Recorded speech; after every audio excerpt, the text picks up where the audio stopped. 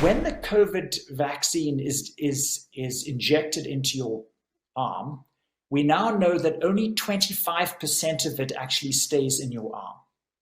And the other 75% is literally collected by your lymphatic system and fed into your circulation. So these little packages of messenger RNA, and by the way, in a single dose of a Moderna vaccine, there are 40 trillion messenger RNA molecules, 40 trillion that are injected into your arm. So 3/4 of these are taken, connected by the lymphatics. They go into your bloodstream in these little packages that are designed to be absorbed into a cell. But obviously, when something's in your circulation, the only cells that they're going to get absorbed into is the cells around your blood vessels. And the place where absorption happens is in the capillary networks. In other words, these are the tiniest vessels where the blood slows right down. These are tiny, tiny vessels. So these little packages of genes are absorbed into the cells around the blood vessels. That's the vascular endothelium. The package is open, the genes are released. Your body then gets to work reading these genes and manufacturing trillions and trillions of COVID spike proteins. Because even though you get 40 trillion genes, each gene can produce many, many COVID spike proteins. So, and the purpose of the spike proteins is that your body recognizes this as a foreign protein and will make antibodies against it so that you're then protected against COVID. That's the idea. But here's where the problem comes. In a virus, in a coronavirus, that spike protein becomes part of the viral capsule. In other words, it's part of like the cell wall around the virus called the viral capsule. But it's not in a virus, it's in your cells. So it therefore becomes part of the cell wall of your vascular endothelium, which means that these cells that line your blood vessels, which are supposed to be smooth so that your blood flows smoothly, now have these little spiky bits sticking out. So it is absolutely inevitable that blood clots will form because your blood platelets circulate around in your vessels. And the purpose of blood platelets is to detect a damaged vessel and block that vessel to stop bleeding. So when the platelet comes through the capillary, it suddenly hits all these little COVID spikes that are jutting into the inside of the vessel. It is absolutely inevitable that a blood clot will form to block that vessel. That's how platelets work. So just as is absolutely predicted to cause cancer because it's full of carcinogens, these spike proteins will predictably cause blood clots because of where they're in your blood vessels. It is guaranteed.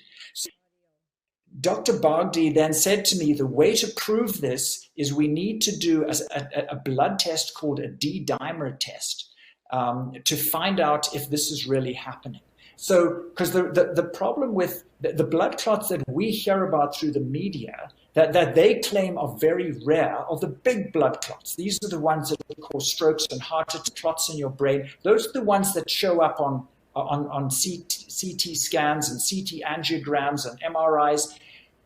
The clots I'm talking about are microscopic. These are tiny, they're literally on a capillary level, and they are scattered throughout your capillary network. So they are not going to show on any scan, they're just too small and too scattered. So the only way to find out for sure if this predictable mechanism of clotting was actually happening was to do this blood test called a D-dimer. And so the D-dimer is a blood test that shows a recent blood clot.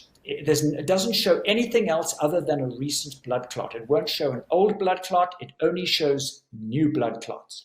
And so I have been now doing that on my patients, finding people who have recently had their COVID shot within the previous 7 days. It needs to be between 4 and 7 days, and doing a blood test on them called a D-dimer.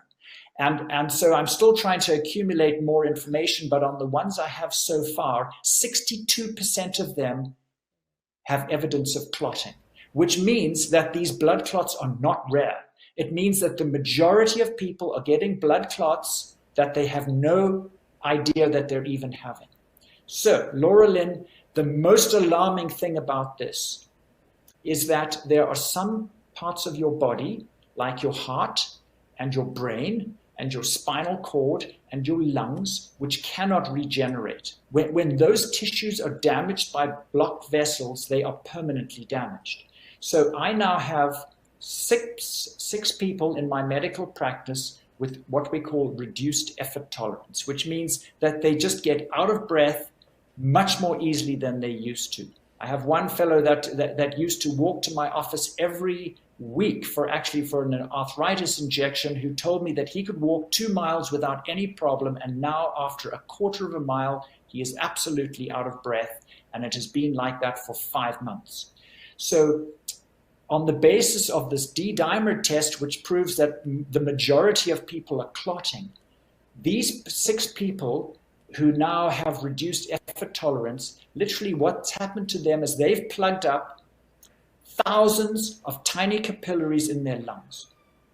And the terrifying thing about this is not just that these people are now short of breath and can't do what they used to be able to do, but once you block off a significant number of blood vessels through your lungs, your heart is now pumping against a much greater resistance to try and get the blood through your lungs. And the problem, so that causes a condition called pulmonary artery hypertension. It's literally like blood pressure, high blood pressure in your lungs, because the blood can't get through because so many of the vessels are blocked. And the terrifying thing of this is that people with pulmonary artery hypertension usually die of right-sided heart failure within 3 years. So the huge concern about this mechanism of injury is that these shots are causing permanent damage, and we haven't, and the worst is yet to come, because, there's some tissues in your body like intestine and liver and kidneys that can regenerate to quite a good degree, but brain and spinal cord and heart muscle and lungs do not. When they're damaged, it's permanent. Like all these young people who are now getting myocarditis from these shots, they have permanently damaged hearts. It doesn't matter how mild it is, they will not be able to do what they used to be able to do because heart muscle does not regenerate.